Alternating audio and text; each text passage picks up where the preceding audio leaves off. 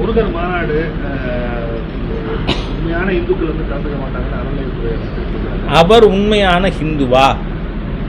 இப்போ நான் ஐயப்பன் கோயிலுக்கு போகிறேன், நான் குங்குமம் இட்டிருக்கேன், பட்டை போட்டுருக்கேன் அப்படின்னா உற்சாகம் வந்தால் என்ன பண்ணியிருக்கணும்? யார் வேணால் என்ன வேணால் சொல்லட்டுமே, சாமியே சரணமையப்பான்னு சொல்லியிருக்கணும். ஆனால் அந்த ஹிந்து விரோத தீய சக்தி போட்ட கோஷம் என்ன? அல்லேலூயா அல்லேலூயா. யாரோட கோஷம்? 4 மாவடி மோகன் சி லாசரஸ். 4 மாவடி மோகன் சி லாசரஸ் எப்படிப்பட்ட ஹிந்து விரோதின்னு சொன்னால், கும்பகோணத்துக்கு பாருங்கள், அங்கே எத்தனை சாத்தானின் கூடங்கள் இருக்குது. ஹிந்து கோவில்களை பற்றி பேசினானா இல்லையா அந்த 4 மாவடி மோகன் சி லாசரஸ்? அவன் கோஷத்தை தானே இந்த அல்லேலூயா பாபு போட்டார். இது ஹிந்து விரோதி தானே.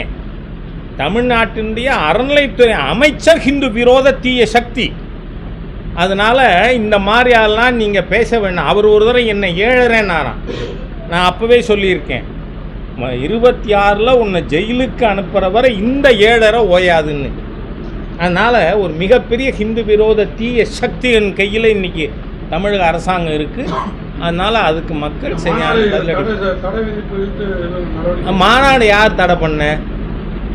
ஏற்கனவே நீங்கள் இவங்க எந்த மாதிரியான ஜனநாயக விரோதிகள் அப்படின்னு சொன்னால், திருச்சியில் நம்ம பெருங்கோட்டை மாநாடு நடந்தது. மிக சிறப்பாக தொண்டர்கள் மிகப்பெரிய எண்ணிக்கையில் வந்து நடந்தது. அதுக்கு அனுமதி எங்கேருந்து வாங்கினோம்? இந்த அரசாங்கம் கொடுத்ததா? Centrally ruling party DMK. அதை துண்டு சீட்டு முதலமைச்சருக்கு நான் ஞாபகப்படுத்துகிறேன். ஏன்னா it is a centrally ruling party. அதோட பொலிட்டிக்கல் பப்ளிக் மீட்டிங்கு.